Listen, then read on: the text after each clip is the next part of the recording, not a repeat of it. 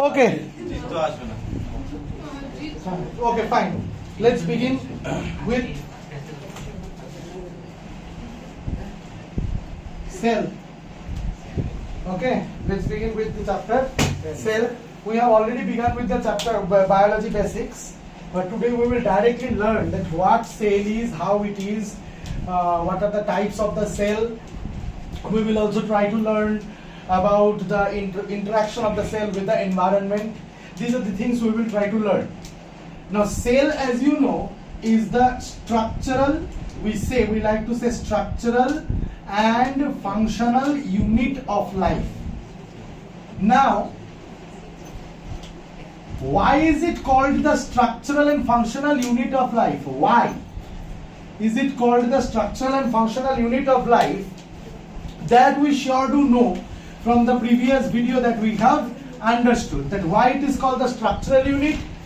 It is called the structural unit. That answer can be given through this flow chart, right? Because cell मिलके tissue बनता है और tissue मिलके organ बनता है और organ मिलके organ system बनता है और organ system मिलके organism बनता है. ठीक है, तो एक organism living है, इसका मतलब उसके जो सारे पार्ट्स है, सारे ऑर्गन सिस्टम है, ऑर्गन सिस्टम के अंदर जो सारे ऑर्गन्स है, ऑर्गन्स के अंदर जो सारे टिश्यूज है, वो सारे सेल से बने हुए हैं. तो मैं स्ट्रक्चरल यूनिट क्यों ना बोलूं, क्योंकि वो स्ट्रक्चरल यूनिट है, क्योंकि सारे सेल मिला के वो बना रहे. तुम उधर चला जाओ, उधर टूल के पास. ठीक है, सारे यूनिट मिलके सेल्स मिलके ऑर्गेनिज्म को बना रहे हैं, इसीलिए स्ट्रक्चरल यूनिट भी कहा जाता है. हालांकि हमको ये भी पता है कि यूनिसेलुलर ऑर्गेनिज्म भी इस दुनिया में एग्जिस्ट करता है. अच्छा, फंक्शनल यूनिट क्यों कहा जाता है sir? Why is it called the functional unit? It is called the functional unit. The reason behind that is that the basic life processes जिसको लिविंग कहोगे, ठीक है, जिस चीज को लिविंग कहोगे, लाइफ प्रोसेस जिसके लिए मतलब लाइफ प्रोसेस जहां पे एग्जिस्ट करता है, उस चीज को तुम लिविंग कहोगे. मैंने उस दिन एक बच्चे से पूछा था, बताओ तो बेटा व्हाट इज लाइफ. ठीक है, तो बच्चा मेरे को बोलने लगा life is depression, life is this, life is that. ठीक है, मतलब वो हिंदी मूवी और हिंदी गाने और मीम से ज्यादा इंस्पायर हो चुका था. तो मैंने उसको बताया, नहीं बेटा, लाइफ ऐसा है कि in any compartment the life is a set of chemical reactions. मैं ऐसा बोलना पसंद करता हूं, सेट ऑफ केमिकल रिएक्शंस. वैसे सेट बोलना उचित नहीं होगा, एक्चुअली बोलना चाहिए कैस्केड ऑफ केमिकल रिएक्शंस. मतलब बहुत सारे केमिकल रिएक्शंस एक साथ हो रहे हैं, which summarizes to or which sums up to number one respiration, number one nutrition, number two respiration, number three excretion, and number four reproduction. ये सारे लाइफ प्रोसेसेस अगर किसी कंपार्टमेंट में हो रहा है, चाहे वो यूनिसेलुलर हो या चाहे वो मल्टीसेलुलर हो, तो उसको मैं कहूंगा living. And carrying out this life processes is known as life. इसका ये लाइफ का डेफिनेशन है मेरे लिए अकॉर्डिंग टू बायोलॉजी. तो बेसिक लाइफ प्रोसेस जो है, वो बेसिक लाइफ प्रोसेसेस, जो सारे बेसिक लाइफ प्रोसेस मैंने यहाँ पे लिख डाले हैं, वो तो एक्चुअली सेल्स में ही हो रहे हैं. एक्चुअली ये समझ में ऐसे आता है कि यूनिसेलुलर और मल्टीसेलुलर ऑर्गेनिज्म का अगर तुम डिफरेंस जानना चाहोगे, तो मल्टीसेलुलर ऑर्गेनिज्म तो बहुत तरीके का होता है, लेकिन अगर आप डिफरेंस जानना चाहोगे तो यूनिसेलुलर ऑर्गेनिज्म में एक ही सेल में चारों लाइफ प्रोसेसेस हो रहा है. एक ही सेल से न्यूट्रिशन हो रहा है, वही सेल रेस्पिरेशन कर रहा है, वही सेल एक्सक्रीशन कर रहा है, वही सेल रिप्रोडक्शन कर रहा है. लेकिन मल्टीसेलुलर में बहुत सारे सेल्स एक साथ रहते हैं, और मल्टीसेलुलर ऑर्गेनिज्म में टिश्यू लेवल ऑफ ऑर्गेनाइजेशन हो सकता है. मतलब ऐसे ऑर्गेनिजम्स होते हैं जो मल्टीसेलुलर है लेकिन टिश्यू लेवल ऑफ ऑर्गेनाइजेशन है. मतलब उतना ज्यादा सेल डिफरेंशिएशन नहीं है. सेल डिफरेंशिएशन, ये क्या बात बता दिया सर आपने? What is the meaning of cell differentiation? Cell differentiation का मतलब, जैसे कि सोचो तुम जब बने थे तो तुम्हारे मम्मी के ओवम और पापा के स्पर्म से एक जाइगोट बने थे. तो ये जाइगोट मल्टीप्लाई किया, मल्टीप्लाई करके मोरुला बनाया, ब्लास्टोसिस्ट बनाया, एम्ब्रायो बनाया, और धीरे धीरे तुम में क्या हुआ, तुम में सारे ऑर्गन्स डेवलप हुए। ये नो, अब जब धीरे धीरे सारे ऑर्गन्स डेवलप हुए, यानी उससे पहले सारे टिश्यूज डेवलप हुए, यानी तुम्हारे जो सेल्स है एक दूसरे से अलग है। तुम्हारा ब्रेन सेल्स यानी नर्व सेल्स तुम्हारे लिवर सेल्स से अलग है, तुम्हारा बोन सेल्स तुम्हारे ब्लड आरबीसी से अलग है, तुम्हारे स्टोमक के सेल्स, तुम्हारे किडनी के सेल्स सब अलग है। वैसे तुम लोगों को ये सारे सेल्स के साइंटिफिक नेम्स पता है? हाँ, ये पता होना चाहिए। ये पता होने से थोड़ा एडवांस्ड बनोगे। जैसे कि किडनी के सेल्स को कहा जाता है पोडोसाइट्स, रेड ब्लड सेल्स को कहा जाता है एराइथ्रोसाइट्स, डब्ल्यूबीसी को कहा जाता है ल्यूकोसाइट्स, फिर प्लेटलेट्स को कहा जाता है थ्रोम्बोसाइट्स, लीवर सेल को कहा जाता है हेपाटोसाइट्स। पूछो और पूछो। ब्रेन सेल्स को तो न्यूरॉन्स कहते हैं। हाँ, हार्ट के सेल्स को कार्डियक सेल्स तो नहीं कहा जाता है, कार्डियक सेल्स नहीं कहा जाता है, देखना पड़ेगा। Heart made of muscle, voluntary muscle cells, ठीक है। मसल सेल्स को साइंटिफिकली कहा जाता है मायोसाइट्स। मसल सेल्स को, क्योंकि हार्ट तो मसल से बना हुआ है, मसल सेल्स को कहा जाता है मायोसाइट्स। और क्या जानना चाहते हो? बोन सेल्स को कहा जाता है ओस्टियोसाइट्स। लंग्स के सेल्स को, लंग्स तो बना हुआ है एल्वियोलाई वगैरह से, एल्वियोलाई बना हुआ होता है स्क्वामस एपिथेलियल सेल्स से, और लंग्स में जो ब्रोंकियाई, ब्रोंक्यूल्स है, वो लंग्स में बहुत ज्यादा डिफरेंशिएशन है, ठीक है। तो there are different types of cells, not only inside your body but inside your each and every organ there are different types of tissue. Inside each and every tissue there are same types of cells. What is the definition of tissue? If anyone asks you that what is the definition of tissue, if same type of cells perform a single function, we call it a tissue. मतलब एक cell जो function कर रहा है वही large amount में करने के लिए एक साथ अगर टीम अप कर ले तो उसको हम लोग टिश्यू कहते हैं। Are you getting my point? उसको वो अगर एक साथ टीम अप कर ले तो उसको हम लोग क्या कहते हैं? उसको हम लोग टिश्यू कहते हैं। तो ये बात है। तो सेल मिलके टिश्यू, टिश्यू मिलके ऑर्गन। तो तुम्हारे एक ऑर्गन में बहुत सारे टिश्यूज हो सकते हैं। तो मेरा बात ये है कि सर सेल डिफरेंशिएशन समझा रहे थे, इसका मतलब हमारे जो अलग अलग टाइप्स ऑफ सेल्स हैं जो एक ही सिंगल जाइगोट से बना है, कैसे बना होगा? By the method of cell differentiation बना होगा, राइट और रॉन्ग? सेल डिफरेंशिएशन इस चीज को कहते हैं कि एक ही टाइप ऑफ सेल्स होगा और उसमें से अगर सेल के टाइप कास्ट हो जाए, अलग अलग टाइप ऑफ सेल्स बन जाए उसमें, ठीक है, तो उसको सेल डिफरेंशिएशन कहते हैं। ये चीज प्लांट्स में भी होता है। प्लांट्स में तो बहुत अच्छे से दिखने को मिलता है ये चीज, ठीक है। ह्यूमंस में भी देखने को मिलता है, एनिमल्स में भी देखने को मिलता है। हाँ, प्लांट्स में बहुत अच्छे से देखने को मिलता है। जब प्लांट टिश्यू पढ़ाऊंगा तब बहुत अच्छे से तुमको पता चलेगा कि हाँ सेल डिफरेंशिएशन हो रहा है। मतलब एक टाइप ऑफ सेल दूसरे अलग अलग टाइप ऑफ सेल्स में बदल रहा है। तुम्हारा जैसे एम्ब्रियो में हार्ट, किडनी, लंग्स ये सब बनते रहता है, जैसे वैसे उस चीज को सेल डिफरेंशिएशन कहते हैं। यानी अलग अलग सेल्स का अलग अलग फंक्शन है, राइट और रॉन्ग? तो सेल फंक्शन करता है। हाँ, मानता हूं कि यूनिसेलुलर ऑर्गेनिज्म जैसा एक ही सेल सारा फंक्शन नहीं कर रहा है हमारे बॉडी में। हमारे बॉडी में स्पेशलाइज्ड ऑर्गन सिस्टम है, लेकिन उस ऑर्गन सिस्टम में जो ऑर्गन्स है उसके अंदर टिश्यूज है और उसके अंदर सेल्स ही है, और वो सेल फंक्शन कर रहा है, इसीलिए तुम्हारा फंक्शन हो रहा है ये चारों फंक्शन। इन चारों फंक्शन को छोड़ के हायर ऑर्गेनिजम्स में ट्रांसपोर्टेशन होता है, राइट और रॉन्ग? जैसे कंट्रोल एंड कोऑर्डिनेशन होता है, ये सारे लाइफ प्रोसेसेस हैं। लोकोमोशन होता है, मूवमेंट होता है।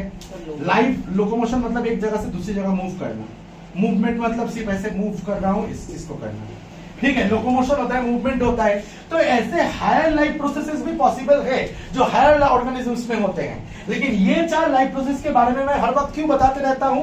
क्योंकि एक यूनिसेलुलर बैक्टीरिया से लेके एक मल्टीसेलुलर ह्यूज ऑर्गेनिज्म मेरे जैसा, ठीक है, सारे ये चार लाइफ प्रोसेस करेंगे ही करेंगे, राइट और रॉन्ग? और उसी चीज को मैं जिंदा कहूंगा या लिविंग कहूंगा, और इनको परफॉर्म करने को ही लाइफ कहते हैं। तो आई होप कि मैं क्लियर कर पाया कि सेल को स्ट्रक्चरल एंड फंक्शनल यूनिट क्यों कहा जा रहा है। स्ट्रक्चरल यूनिट क्यों कहा जा रहा है? क्योंकि वही ऑर्गेनिज्म को बना रहा है। फंक्शनल यूनिट क्यों कहा जा रहा है? क्योंकि एक जो बायोलॉजिकल फंक्शंस हमारे डिफरेंट डिफरेंट ऑर्गन्स कर रहे हैं, उन ऑर्गन्स में टिश्यूज बैठे हुए हैं और टिश्यूज में सेल से अल्टीमेटली काम कर रहा है। तो सेल मिलके काम कर रहा है तो पूरा टिश्यू फंक्शन कर रहा है, अलग अलग टिश्यूज फंक्शन कर रहे हैं तो ऑर्गन फंक्शन कर रहे हैं, तो तुम्हारा फंक्शन हो रहा है। तो फंक्शनल यूनिट इसीलिए कहा जाता है। तो cells makes up our body, simple बोल सकते हो तो cell makes up our body. जैसे यहाँ पे एक चीज अधूरा रह गया है, multicellular organism, tissue level of organisation का एग्जांपल क्या है? जैसे फंजाई, जैसे एल्गी, पूरा ऑर्गेनिज्म जैसे एक टिश्यू हो, ठीक है, उसको कहते हैं टिश्यू लेवल ऑफ ऑर्गेनाइजेशन। ठीक है, ऐसा इंपॉर्टेंट नहीं कि हर ऑर्गन, जैसे देखो यूनिसेलुलर ऑर्गेनिज्म होता है जो एक सेल में जिंदा रहता है, फिर उसके बाद मल्टीसेलुलर ऑर्गेनिज्म आया। देखो ये वीडियो और अच्छे से समझ में आएगा अगर तुम लोगों को छत का वो पढ़ाई याद है, YouTube में अपलोड किया हुआ है by the name of beginning biology in a different way, और कुछ एक नाम देके पॉपुलैरिटी गेन करने के लिए ये वो नाम दे दिया था मैंने, ठीक है। तो लेकिन हाँ वो बिगिनिंग है। अगर वो टॉपिक अच्छे से समझ में आ गया होगा, उस दिन छत का पढ़ाई अच्छे से समझ में आ गया होगा, तो आज का पढ़ाई वो कहते हैं ना बंगाली में दूध भात लगेगा, ठीक है। तो anyway, I hope that you have understood all this things. Bingo, understood? Is there any doubt, any problem? You seriously understood all these things? Yeah.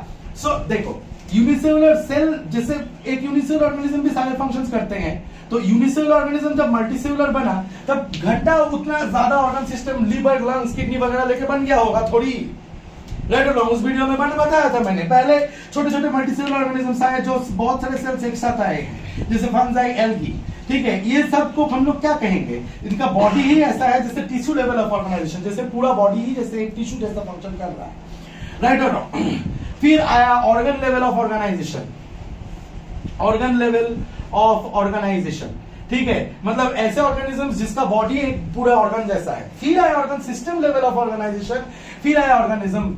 और ये सारी बातें जो क्लासिफिकेशन ऑफ ऑर्गेनिजम्स पढ़ोगे, the diversity of living world पढ़ोगे तो और अच्छे से एग्जांपल्स दे देके समझाऊंगा। लेकिन I hope that you have understood the importance of cell and everything, right और सेल चैप्टर में और पढ़ते क्या है? तो मुझे डिस्टर्ब दो। सेल चैप्टर में और पढ़ा क्या जाता है? चलो सर, ये तो अच्छे से समझ में आ गया क्यों इसको structure and function and unit of life कहा जाता है। सेल चैप्टर में और पढ़ा क्या जाता है बे? ये दुख काहे खत्म नहीं होता बे?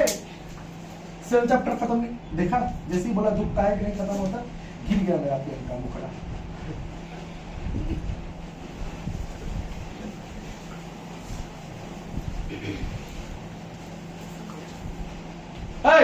क्या हुई? बहुत ज्यादा दुखी हो क्या? नहीं हो? ओके, वापस दो।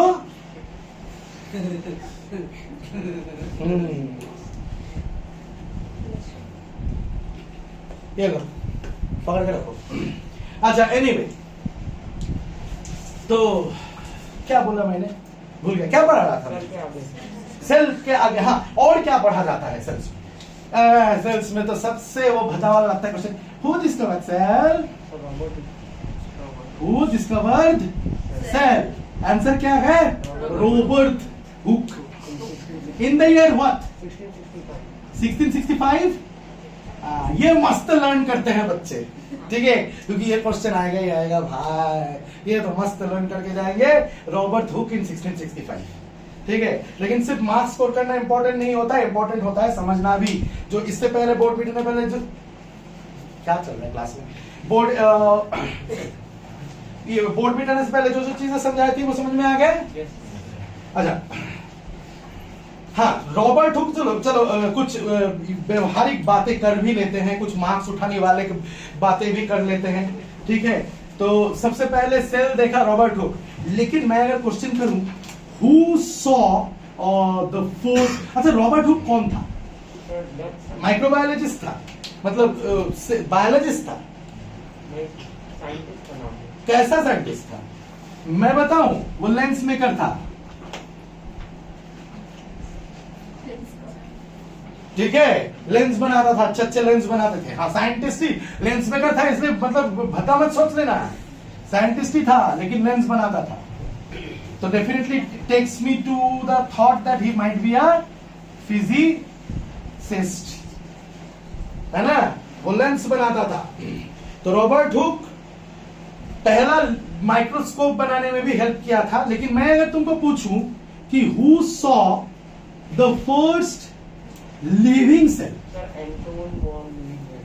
हाँ, एंटोन वॉन ल्यूवेनहॉक, इसको फादर ऑफ माइक्रोबायोलॉजी भी कहा जाता है, पता है? फादर ऑफ माइक्रो, हाँ, पहली बार वो पॉन्ड वाटर से प्रोटोजोआ दिखाया था। पॉन्ड उसका सोर्स था। इसका सोर्स क्या था? ये जो सेल डिस्कवर किया था, बे ये ट्रेन जाके मेरा यूट्यूब के वीडियोस खराब करता है। हाँ, रहो झोपड़पट्टी में, ट्रेन के पास, ट्रेन के पटरी के पास।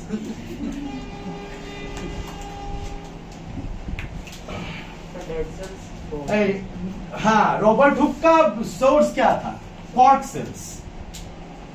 कॉर्क सेल्स, कॉर्क सेल्स था रॉबर्ट हुक का सोर्स। ये डेड सेल्स होते थे।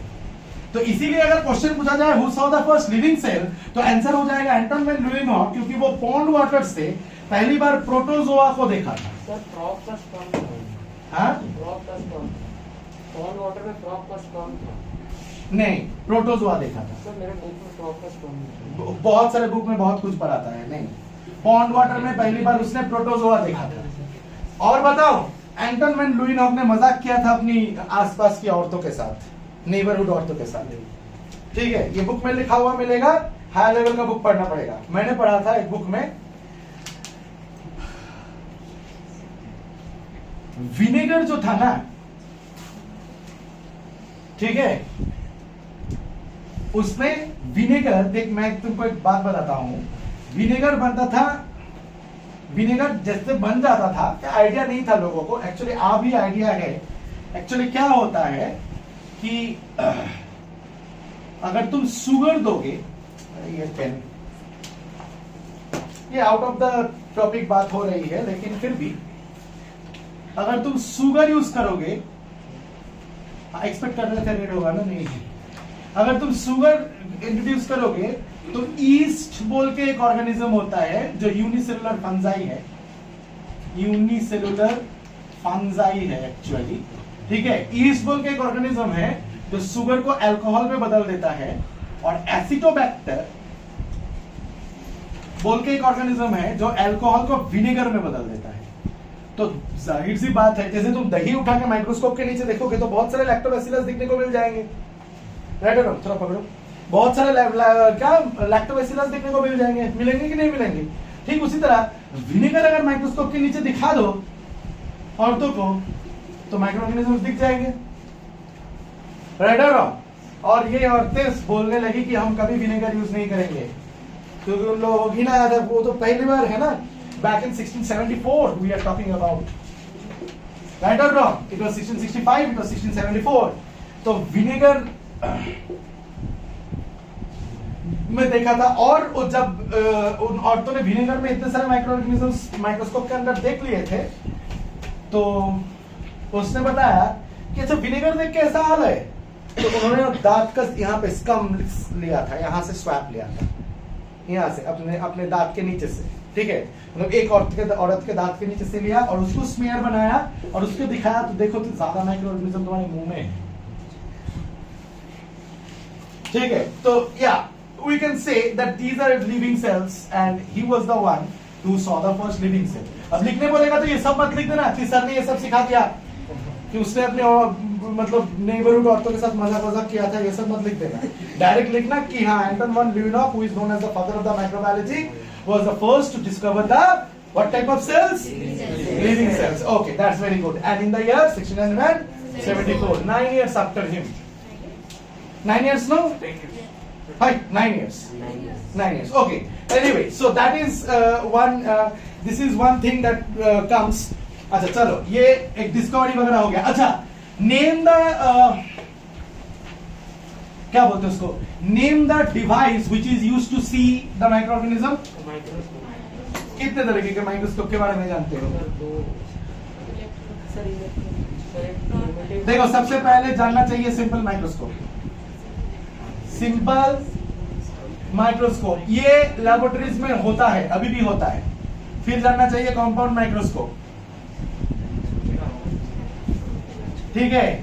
फिर बहुत सारे होते हैं, ठीक है, एक है इलेक्ट्रॉन माइक्रोस्कोप,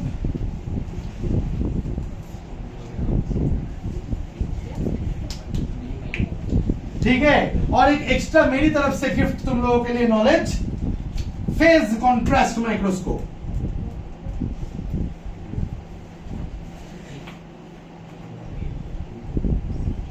ठीक है सर, ये चार ही होते हैं क्या? अरे बहुत माइक्रोस्कोप्स होते हैं आजकल, बहुत different different type of microscope होते हैं, लेकिन हाँ सबसे बेसिक है सिंपल माइक्रोस्कोप, एक ही लेंस होता है, वन लेंस।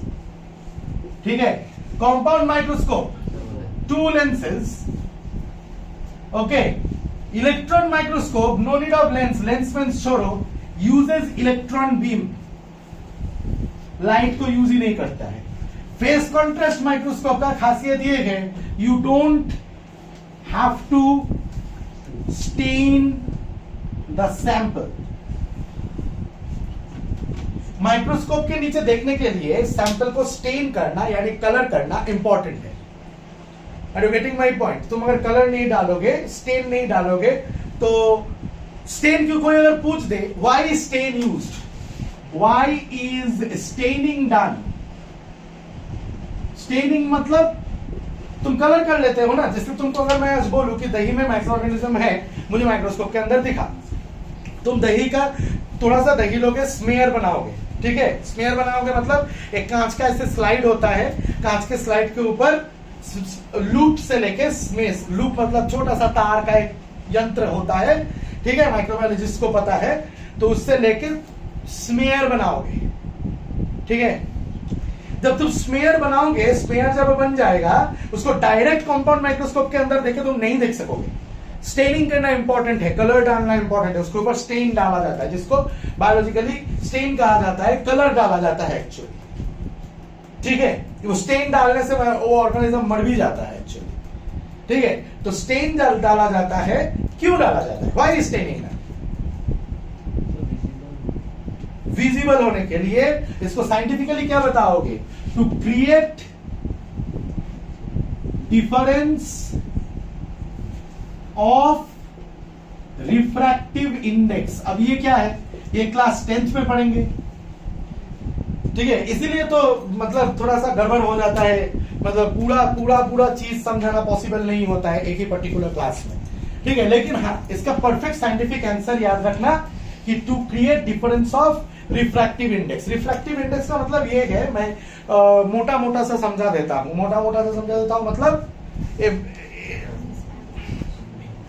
ओवरऑल मोटा मोटा सा समझा देता हूं, कुछ भी नहीं। जब एक पर्टिकुलर मीडियम से दूसरे पर्टिकुलर मीडियम में लाइट जाएगा तो लाइट बेंड हो जाता है, राइट और रॉन्ग? तो इस चीज को रिफ्रैक्शन कहते हैं। तो कितना बेंड हो रहा है उस चीज को रिफ्रैक्टिव इंडेक्स कहते हैं। अब लाइट जो है, लाइट के अंदर अलग अलग कलर्स रहते हैं, ठीक है, अलग अलग कलर्स का बेंडिंग कैपेसिटी अलग अलग होते हैं। व्हाइट लाइट जब प्रिज्म से पास होता है तब ब्रेक होता है ना, with your violet, indigo, blue, green, red, yellow, जिसकी वजह से रेनबो फॉर्म होता है कि नहीं होता है? वैसे व्हाइट लाइट के अंदर बहुत सारे कलर्स हैं। जैसे कोई भी कलर का टी शर्ट उठा लो, जैसे तुम येलो कलर का टी शर्ट पहने हुए हो, इसका मतलब तुम्हारा टी शर्ट बाकी सारे कलर्स एब्जॉर्ब कर रहा है, सिर्फ येलो को रिफ्लेक्ट कर रहा है। Reflect not refract. और ट्रांसपेरेंट मीडियम से लाइट रिफ्रैक्ट होता है, जाता है और इससे बेंड होता है। अगर रिफ्रैक्टिव इंडेक्स सेम रहेगा दो मीडियम का, तो तुम ना समझ नहीं पाओगे कि मीडियम अलग हुआ है।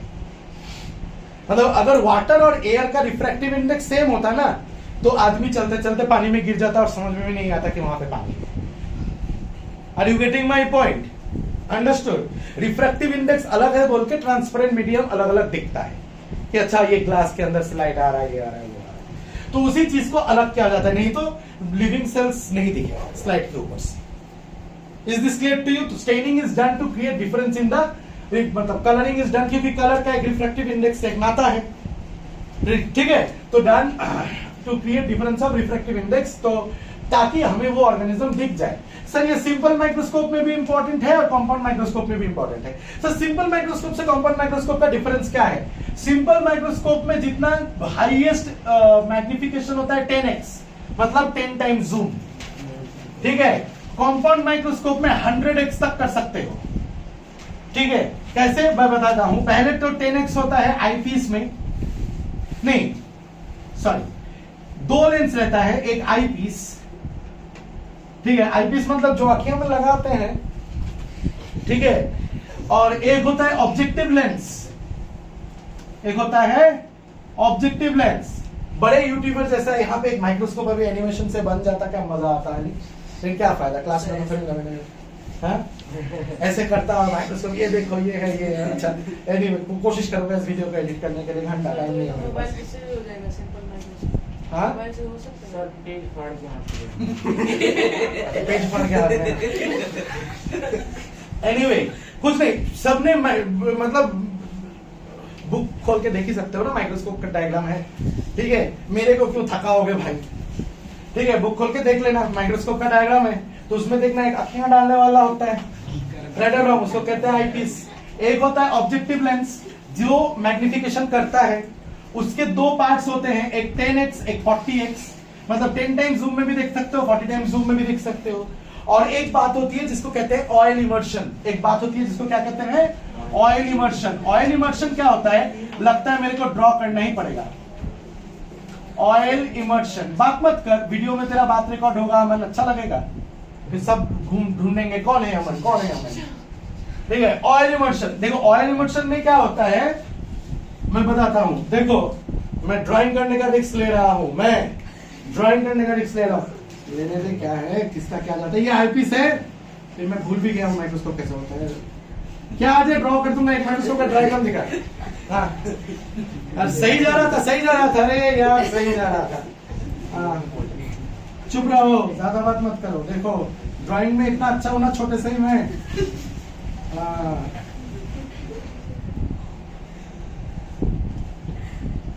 ज्यादा मजाक नहीं उड़ाना। ये होता है प्लेट जिसमें रखा जाता है उस चीज को, और ऐसे फुट होता है इसमें, हाँ बहुत ड्रॉ कर दिया, ठीक है। अब सुन,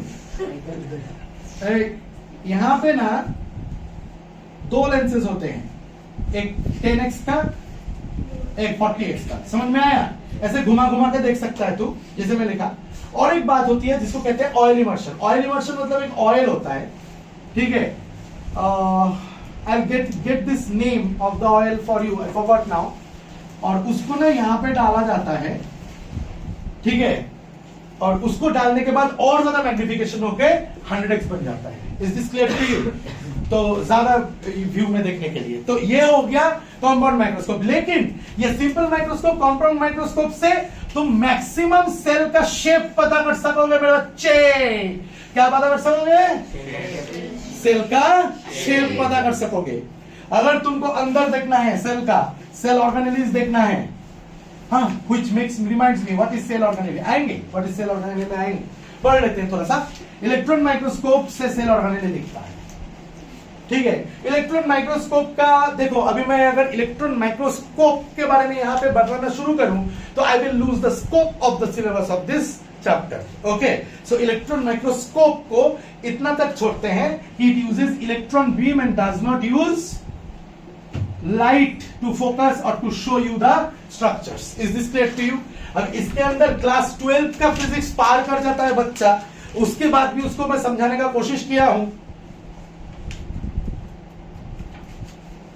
समझ में नहीं आया उसको, ठीक है, ऐसे ऐसा लोग देता है, मतलब वो उसको समझ में नहीं आ रहा है, वो मेरे को डाउट कर रहा है। मैंने कोशिश किया था, तो ये थोड़ा सा कॉम्प्लिकेटेड बात है, थोड़ा मतलब डेडिकेशन चाहिए साइंस के प्रति इसको समझने के लिए, और वो भी क्लास 12 के फिजिक्स ठीक सीखने के बाद अच्छे से, ठीक है। तो यूज इतना जान लो कि इलेक्ट्रॉन माइक्रोस्कोप में यूजेस इलेक्ट्रॉन बीम, लेकिन सेल ऑर्गेनेलिज वगैरह अंदर देख सकते हो एकदम, ठीक है। अच्छा, फेज कॉन्ट्रास्ट माइक्रोस्कोप का बात यही है, क्यों ये फेमस बना है? ये फेमस बना है कि you don't have to stain the sample, and you don't have to stain the sample मतलब तुम्हारा स्टेन बचा रहा है, इसके लिए तुम मतलब इतना ज्यादा खर्चा क्यों करोगे माइक्रोस्कोप के ऊपर? बात वो नहीं है। तुम स्टेनिंग करने से वो ऑर्गेनिज्म मर जाता है। तुमको लाइव ऑर्गेनिज्म देखना है, जिंदा ऑर्गेनिज्म देखना है ना? तेरे को मैं फेस कॉन्ट्रास्ट माइक्रोस्कोप में डाल के देखना चाहता हूं, ठीक है। तुमको लाइव या जिंदा ऑर्गेनिज्म देखना है तो तुम क्या देखोगे?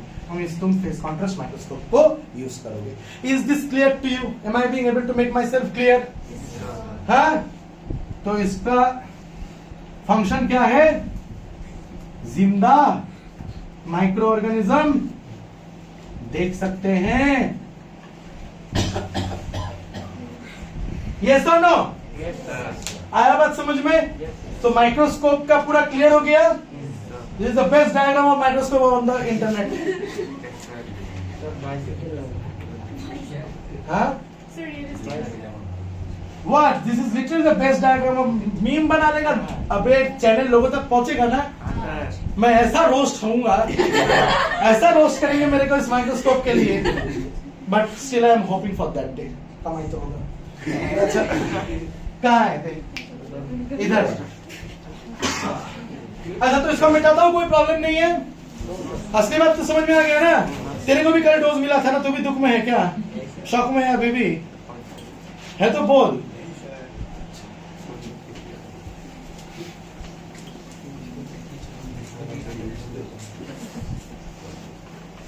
तो माइक्रोस्कोप के बारे में मोटा मोटा सा पता चल गया, राइट और रॉन्ग? मोटा मोटा नहीं, बहुत ज्यादा डिटेल्स में ही पता चला है। I hope I have given you good amount of details.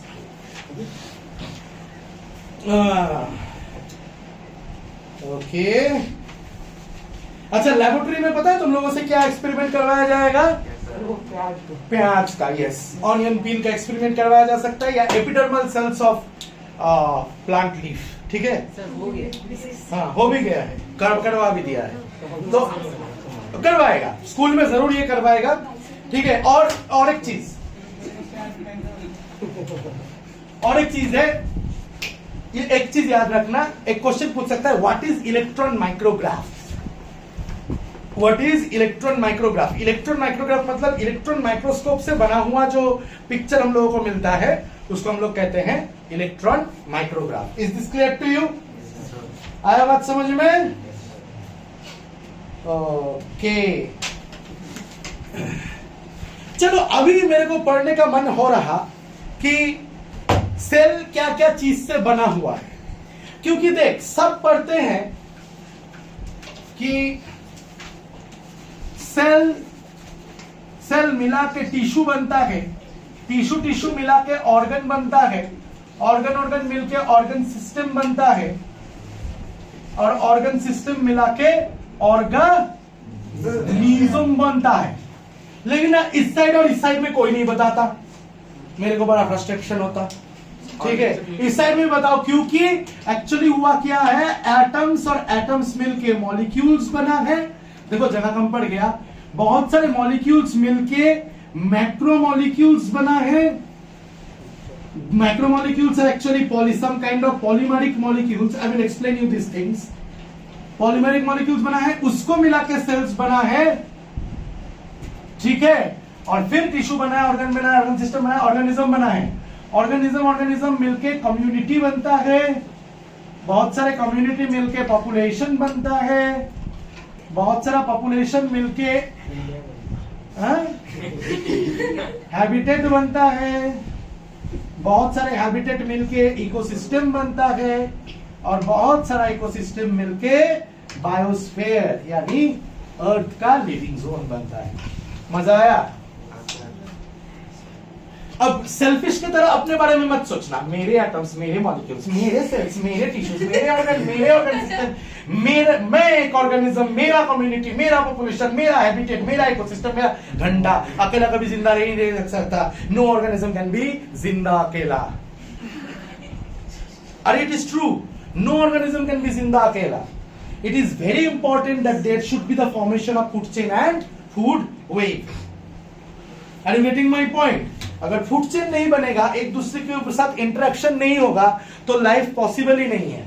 उस वीडियो में बताया था, मैंने बताया था कि नहीं बताया था? छत पे जब पढ़ा रहा था तब मैंने ये सारी चीजें बताया था ना, कि पहला जब ऑर्गेनिज्म बना था तो फोटोसिंथेटिक, केमोसिंथेटिक ऑर्गेनिज्म बना था, वो सारे ऑटोट्रॉफिक्स थे, फिर हेटरोट्रॉफिक उन लोगों को खा गए, ये वो याद है? आई रिकमेंड स्ट्रांगली कि इस वीडियो के साथ साथ उस वीडियो को भी थोड़ा ज्ञान में बटोरो। क्या में बटोरो? ज्ञान में बटोरो। ज्ञान में बटोरने के बाद तुमको जो चीजें पता चलने लगेंगी तो तुम थोड़ा एडवांस बन जाओगे। देखो बात ये है मजा कब आता है? मजा आता है ये सोचने में कि ये सेल है। अरे गंदी सोच वालों, हंसना बंद करो। 9th में हो अभी, भविष्य अंधकार हो जाएगा। पढ़ने में मजा आ रहा है, मैं बोल रहा हूं।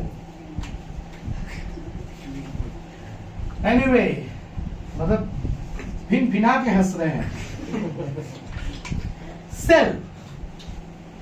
सेल के पार्ट्स क्या क्या होते हैं? चलो अगर, अच्छा सबसे पहले तो इंपॉर्टेंट चीज ये, मेरे को पढ़ाना मजा आता है इस चीज को, कि देख बात क्या है, मैं ना थोड़ा उल्टा इंसान हूं ना, तो उल्टी तरह से पढ़ाता हूं, ठीक है? लेकिन उल्टी तरह से पढ़ाने से ना लगता है मेरे को कि अच्छे से समझ में आना पॉसिबल होता है थोड़ा। क्यों मैं बताना चाह रहा हूं तुम लोगों को? सबसे इंपॉर्टेंट बात यह है कि सेल, देख, कार्बोहाइड्रेट से बना हुआ है, प्रोटीन से बना हुआ है, लिपिड्स से बना हुआ है, और डीएनए एंड आरएनए से बना हुआ है। ये ना मॉलिक्यूल्स है, जो मैक्रोमॉलिक्यूल्स के बारे में मैं बात कर रहा था ना, जिन मैक्रोमॉलिक्यूल्स के बारे में मैं बात कर रहा था, ये मैक्रोमॉलिक्यूल्स ये हैं जो सेल को बनाते हैं, जो सेल के अंदर होते हैं। कौन से एटम्स होते हैं? कार्बन होता है, हाइड्रोजन होता है, नाइट्रोजन होता है, ऑक्सीजन होता है, फास्फोरस होता है, सल्फर होता है। शायद ये चीज तुम लोगों को मैंने पहले भी पढ़ाया है, राइट और रॉन्ग? शायद मैंने तुम लोगों को यह भी पढ़ाया है कि कार्बन का कैपेसिटी होता है अपने आप से लिंक करने का। इसी वजह से ना ये क्लास 10th में और अच्छे से पढ़ोगे, इस ऐसे लिंक कर सकता है, ब्रांच चेन भी बना सकता है। किसका घंटी बजा रहे? क्यों मेरे ऐसे का घंटी बजा रहा है तू? किसका?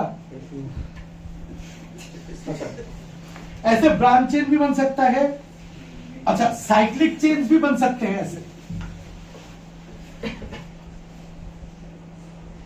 और कार्बन का ना 4 वैलेंसी होता है, मतलब 4 हाथ होते हैं। अभी के लिए तो इतना सोच ले कि 4 हाथ होते हैं। इसमें थोड़ा सा केमिस्ट्री है जो अभी मैं नहीं बता सकता तुम लोगों को। तो क्या होता है, कहीं से भी क्लोरीन वगैरह, या फिर क्लोरीन छोड़, कहीं से भी ऑक्सीजन वगैरह आ जाता है और बॉन्ड अप कर लेता है। और इस तरह से ना वो, मतलब कार्बन और हाइड्रोजन तो मेन बैकबोन बना ही देता है, ठीक है? और कार्बन और हाइड्रोजन के अलावा भी नाइट्रोजन, ऑक्सीजन, फास्फोरस, सल्फर, ये लोग मिलके ये कार्बोहाइड्रेट, देख कार्बोहाइड्रेट में कार्बन, हाइड्रोजन और ऑक्सीजन ही होता है। प्रोटीन में कार्बन, हाइड्रोजन, ऑक्सीजन, सल्फर और नाइट्रोजन होता है। लिपिड में कार्बन, हाइड्रोजन और ऑक्सीजन ही होता है। डीएनए, आरएनए में कार्बन, हाइड्रोजन, ऑक्सीजन, नाइट्रोजन और फास्फोरस होता है। मतलब सर क्या बताना क्या चाह रहे हो? मैं बताना ये चाह रहा हूं कि मेरे को ना खुजली हो रही है कि मैं तुम लोगों को इस चीज का स्ट्रक्चर बताऊं, लेकिन क्योंकि ये क्लास 9th के लिए वीडियो है, इस चीज का स्ट्रक्चर मैं तुम लोगों को नहीं बता पा रहा हूं। लेकिन मजा और ज्यादा आता है अगर इनके स्ट्रक्चर्स भी मुझे पता चल जाए कि कैसे वाले वो स्ट्रक्चर्स हैं जो बना रहे हैं सेल्स को, कैसे मॉलिक्यूल्स है वो, कैसे बना है। सब तो बताओ क्या प्रॉब्लम है? नहीं बताने के लिए मेरे को तुम लोगों को ऑर्गेनिक केमिस्ट्री सिखाना पड़ेगा, which is out of the scope of the syllabus. मेरे को तुम लोगों को बहुत सारे बॉन्डिंग्स, नेमिंग, बहुत कुछ सिखाना पड़ेगा, तब जाके ये समझ में आता है।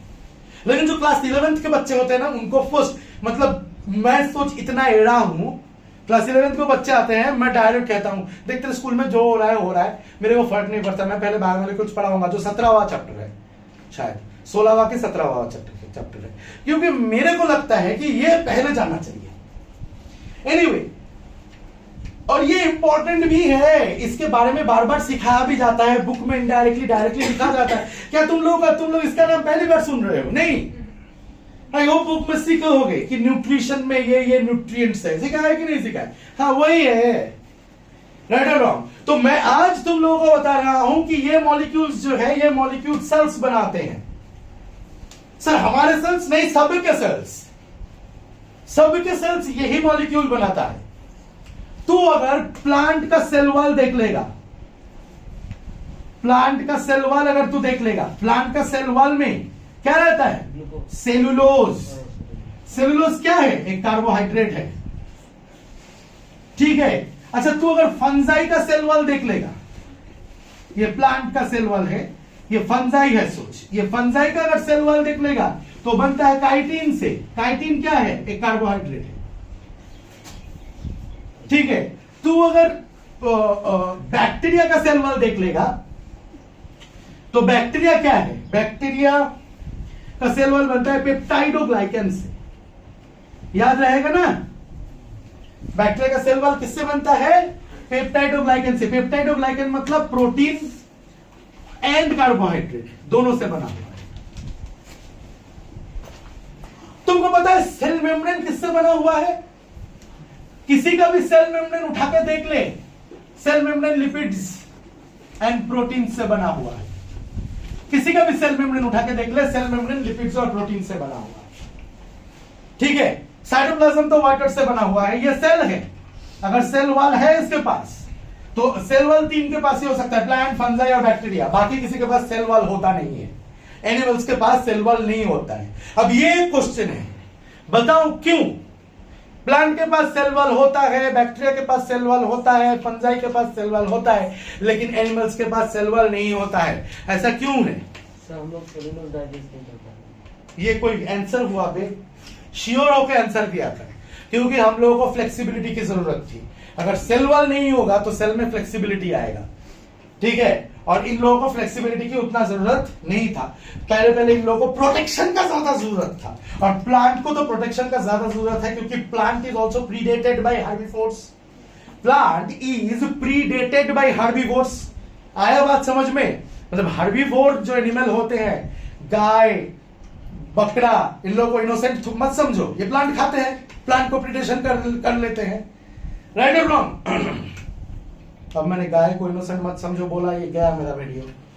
हे भगवान, मत हंस। अच्छा इधर देखो, देखो मेरा नाम अभिषेक दत्ता है, मैं हिंदू हूं। हंसो मत, सेंसिटिव इशू है बे। तुम चाहते हो मेरे घर में आके लोग मेरे को पीट के जाए? इसको कितना हंसी आ रहा है? अच्छा, उतना अच्छा जोक भी नहीं था, गंदा जोक था। एक दूसरे का हंसी देख के हंसना बंद करो।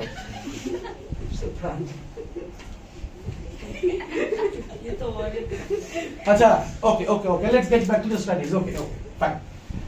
तो प्लांट को जरूरत थी प्रोटेक्शन की, क्योंकि प्लांट एक जगह से दूसरी जगह मूव नहीं करता, तो environmental hazards can be there. Woodpecker की सोच लो, ये वो। तो प्लांट को चाहिए स्ट्रॉन्ग, सेलुलोज से भी ज्यादा स्ट्रॉन्ग सेल वॉल उसके पास होता है, जाइलिन से बना हुआ, या फिर क्या बोलते हैं उसको,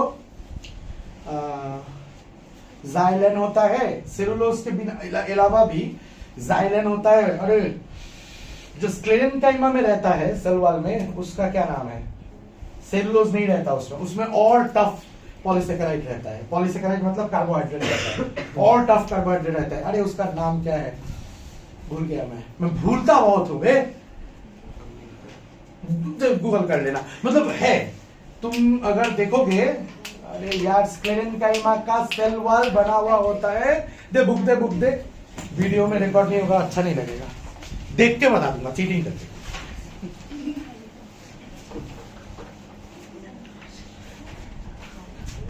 सर फिश का सेल कैसा होता है? फिश के जैसा।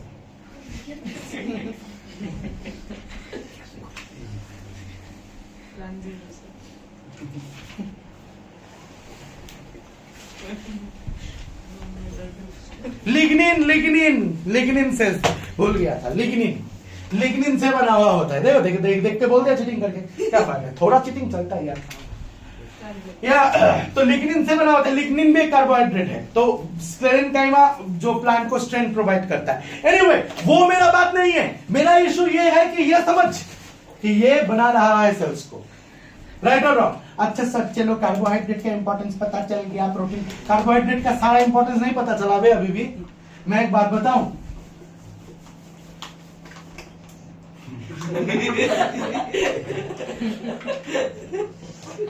सर मस्त बोल रहे। एनीवे,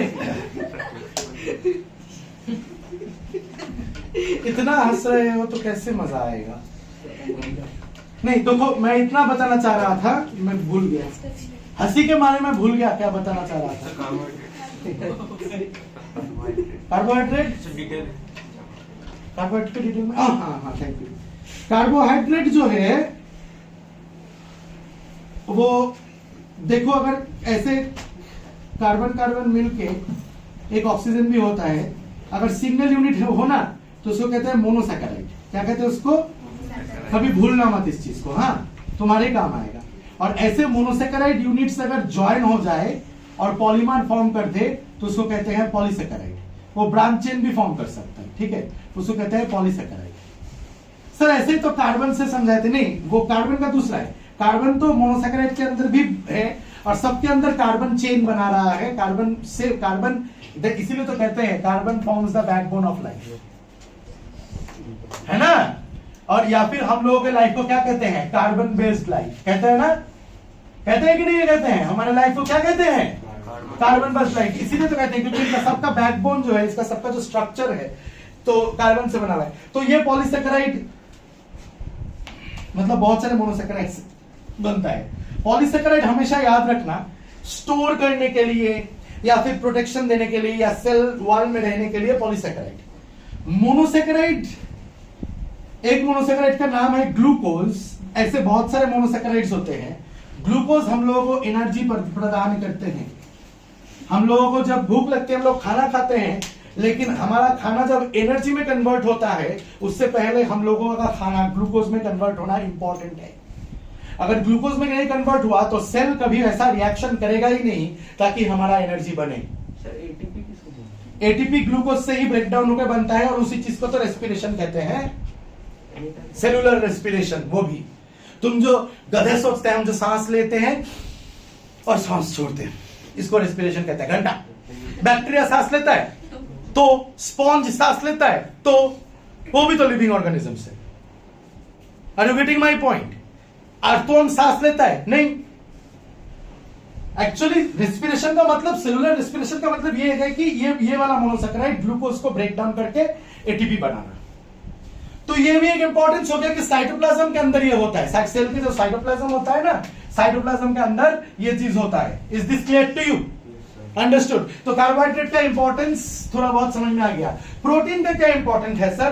प्रोटीन तो मैंने बहुत बताया कि प्रोटीन सेल मेम्ब्रेन में भी रहता है और सेल मेम्ब्रेन में प्रोटीन रह के क्या करता है उसके बारे में एक अलग सा वीडियो बन सकता है, उसके बारे में बताएंगे। कभी कभी किसी को अलाउ करता है अंदर आने के लिए, कभी कभी किसी को ब्लॉक कर सकता है, और ऐसी ऐसी बातें हैं जो हम लोग सीखेंगे। लेकिन बनता है सेल में, तुम अगर देखोगे सेल मेम्ब्रेन में ऐसे प्रोटीन अंदर अंदर घुसा हुआ रहता है, इसको कहते हैं ट्रांस मेम्ब्रेन प्रोटीन। बस हो गया सर, प्रोटीन का फंक्शन भी सीख गए। सेल के अंदर प्रोटीन का फंक्शन क्या है? अब 1 घंटा सीखे हो अभी। प्रोटीन का और एक फंक्शन है और इंपॉर्टेंट फंक्शन है। क्या इंपॉर्टेंट फंक्शन है सर? देख मैंने क्या समझाया था कि life is a set of chemical reaction. समझाया था नहीं समझाया था? समझाया था कि नहीं समझाया था? ठीक है, देख एक केमिकल रिएक्शन सोच ए से बी होना है, ठीक है। ए से जब बी होना है, कभी कभी होता है कोई कोई केमिकल रिएक्शन फीजिबल नहीं होता है, पॉसिबल नहीं होता है, या फिर पॉसिबल होता भी है तो एक ट्रेन आता है और मेरे वीडियो का एनीवे ट्रेन आया था तो आवाज कैद ना हो जाए हमारी मेरी वीडियो में, तो इसलिए मैंने वीडियो बंद कर दी। अच्छा एनीवे, तो मैं क्या बता रहा था?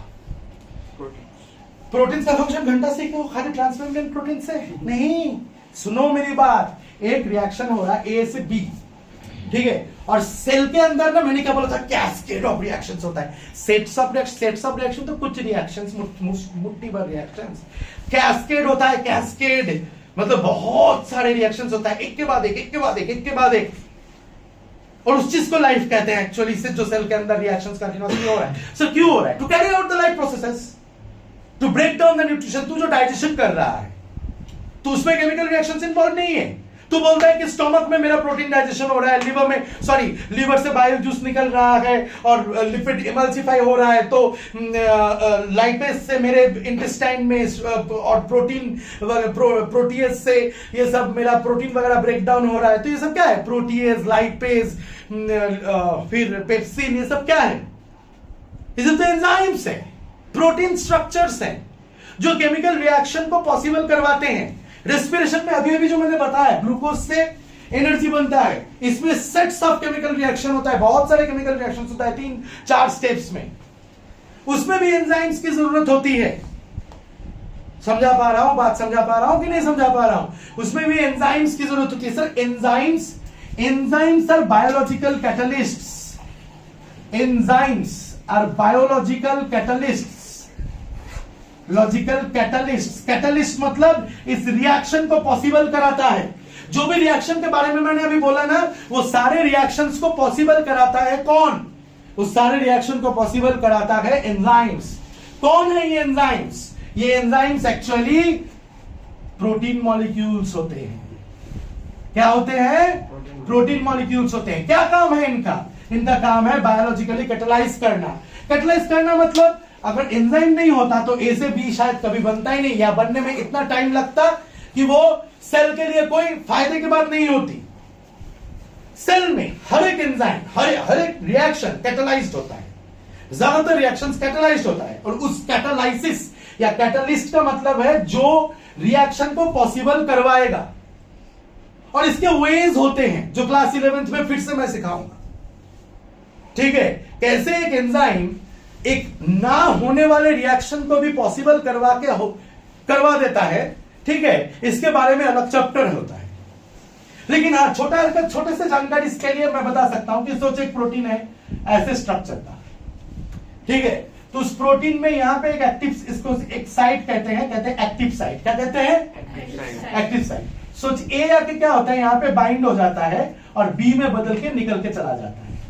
Are you getting my point? ये एक्टिव साइट प्रेजेंट नहीं होता तो ए से बी कभी बनता ही नहीं। तो ये एंजाइम क्या किया? ए से बी बनाने में मदद किया।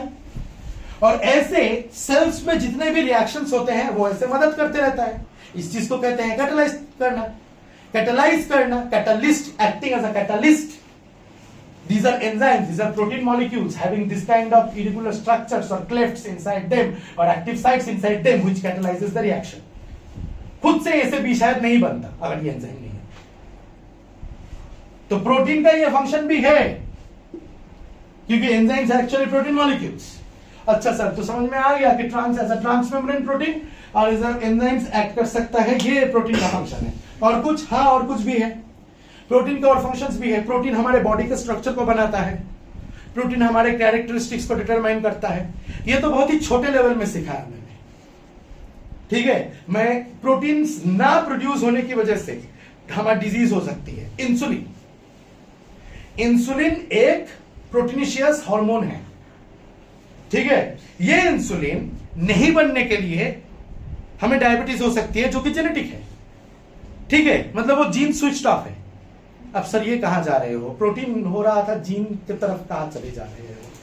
आपको तो पकड़ा ही नहीं जा सकता। एक से दूसरा टॉपिक, दूसरे से तीसरे टॉपिक में जब मार के जा रहे हो। अच्छा चलो, प्रोटीन के बारे में तो पता चल गया ना कि एक प्रोटीन प्रोड्यूस नहीं होने से डिजीज हो सकता है। तो प्रोटीन कैरेक्टरिस्टिक्स बताता है हमारा, राइट और रॉन्ग? देवांजन जाएगा, जिम करेगा, पूरा प्रोटीन बना के ऐसे एब्डक्टर्स बना के लाएगा, ऐसे खोल के आएगा ट्यूशन, लड़की सब फिदा। ठीक है? प्रांजल तू करेगा ऐसा? कोशिश मत करना, तेरा पढ़ाई बर्बाद हो जाएगा। इतना अच्छा, एनीवे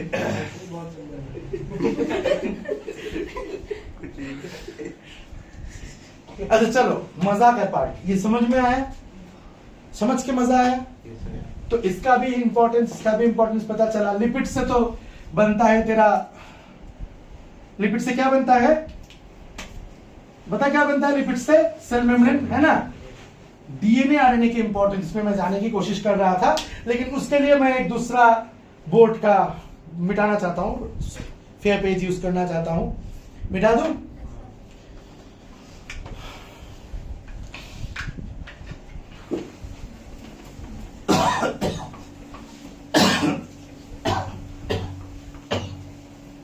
पानी मिल सकता है मेरे को? कोल्ड ड्रिंक लाया सर पानी। कोल्ड ड्रिंक लाए हो तो झूठा करके तो नहीं पीता है ना? ऑल्पो से हो जाएगा, झूठा तो नहीं करता है ना? हाँ, हंसो मत। ऐसे मुंह लगा के तो नहीं खाता है ना? जैसे मैं पी रहा हूँ वैसे पी रहा है ना? सर कोई ठीक नहीं है। अच्छा ठीक है, कोई बात नहीं, बच्चा है। बच्चा नहीं है, बच्चा नहीं है।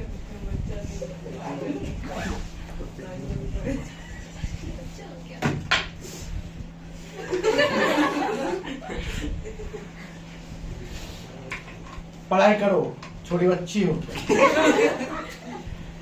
देखो डीएनए आरएनए का इंपॉर्टेंस मैं बताना चाह रहा हूं तुम लोगों को। एक्चुअली यहीं पे सारा राज छुपा हुआ है, ठीक है?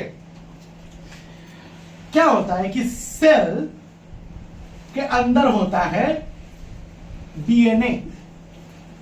डीएनए का फुल फॉर्म होता है डीऑक्सी राइबो न्यूक्लिक एसिड। ए चुप रहो थोड़ा सा। अब छोटा करके थुड़की सा एक प्रोसेस बता देता हूं, ठीक है? डीएनए जो है ऐसे डबल हेलिकल स्ट्रक्चर होता है। इस डबल हेलिकल स्ट्रक्चर को डिस्कवर किया था वॉटसन एंड क्रिक ने, जिसकी वजह से उन लोगों को नोबेल प्राइज भी मिल गया था।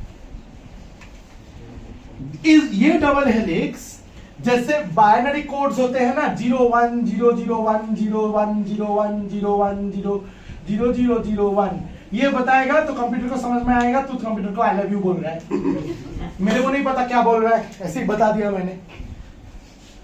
ऐसे सीक्वेंस को अगर चेंज कर देगा तो 011111110111011101 तो कंप्यूटर को समझ में आएगा आई हेट यू।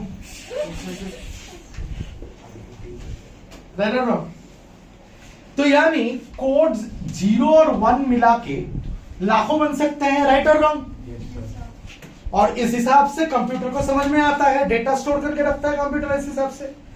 ठीक उसी तरह डीएनए में 5 molecules, actually 4, adenine, guanine, cytosine और थायामिन, यानी कि हो गया AT, AG, CT, popularly known as ATGC। Phone गया ये मेरा वीडियो, नेक्स्ट वीडियो देखना पड़ेगा लोगों को।